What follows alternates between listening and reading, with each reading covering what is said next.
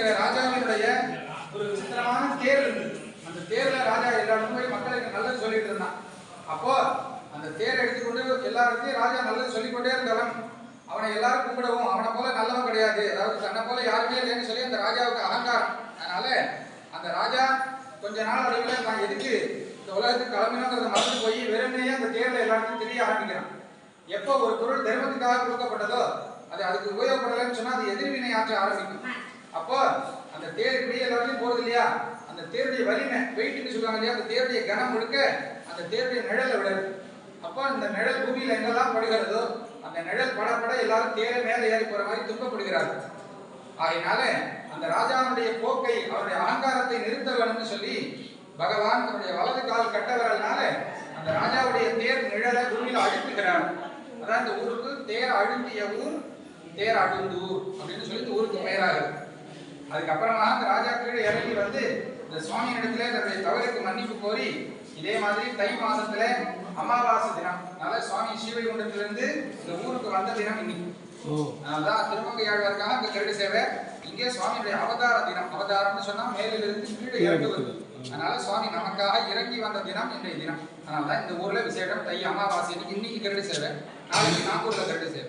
அதனால சுவாமிக்கு பகவானுடைய இந்த அருளை பார்த்து அந்த மகாராஜா இந்த பகவானுக்கு தை அமாவாசை அன்னைக்கு நிறைய வெண்ணெய், அதாவது 1000 கூட நிறைய சுவாமிக்கு வெண்ணெய் கொடுக்குறாங்க கண்ணனுக்கு. அப்போ அந்த ராஜா வச்சிருந்த எல்லா வெண்ணையும் பகவான் ஒரு நொடியில தண்ணீராக மாற்றி காண்பிக்கிறான். அப்போ அந்த ராஜா உண்மையை உணர்கிறார். ஏதோ பகவானுக்கு நம்ம கொடுக்குறோம் எவ்வளவு கொடுத்தாலும் அதெல்லாம் ஏதோ பார்க்கறதுக்கு வெண்ணையாக இருக்கும், ஆனா எதுவுமே நிலையானது கிடையாது. ஆனா இது ரொம்ப எளிமையா நிலை பெறுத்தலும் நீக்கலும் நீங்களா அழகிலா விளையாட்டுடையா எங்க ஊர் கம்பன். அதனால நம்ம உலகத்தை சுத்தி இருக்கிற பொருள்கள் எதுவுமே நிலையானது அன்று எம்பெருமான் ஒருவனே நிலையானவன் சொல்லி இந்த ஊர்ல தை அமாவாசை அன்னைக்கு இந்த ராஜாவுக்கு சத்தியத்தை சொல்லுகிறார். அதனால சுவாமி இன்னைக்கு காலையில இதே மாதிரி பெரிய அபிஷேகம் கண்டபடி 1000 பானைகளிலே வெண்ணெய் அமுது செய்து வெண்ணெய் உண்ட வாயிலாக கருட வாகனத்திலே உற்சவமூர்த்தியும் காட்சியளிக்கிறார். தேவாதிராஜ பெருமாள் உற்சவமூர்த்தி பசு தழுவி நிற்கும் கண்ணன் ஆமருவியப்பன்னு சொல்லி சுவாமி 108ல 10வது திருத்தலம். திருமங்கையாழ்வார் மாத்திரமே 42 பாசுரங்கள் மங்களாசாசனம் பண்ணப்பட்ட பெருமாள். சுவாமிக்கு வலதுபுறத்துல பக்த பிரகலாதன் இருக்கிறார், வேற எங்கேயும் கிடையாது. இங்க சுவாமி பக்கத்துல பிரகலாதன் மருவி இருக்கிறார். கம்பன் வழிபட்ட பிரகலாதன், அதான் கம்பன் வழியில இருக்கிறார். கம்பனுக்கு நேரா பிரகலாதன் இருக்கிறார்.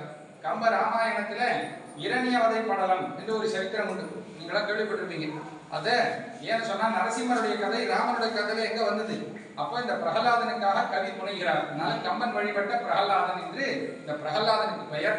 இடதுபுறத்துல கருட பகவான், இந்த ஊர்ல நேர் எழுந்தாக்க கருடன் கிடையாது, ஏன்னா இங்க சுவாமிக்கு மேல கருட விமானம். அதனால சுவாமி பக்கத்துல கருவறைக்குள்ள கருடன், இடதுபுறத்துல வலதுபுறத்துல பக்த பிரகலாதன்.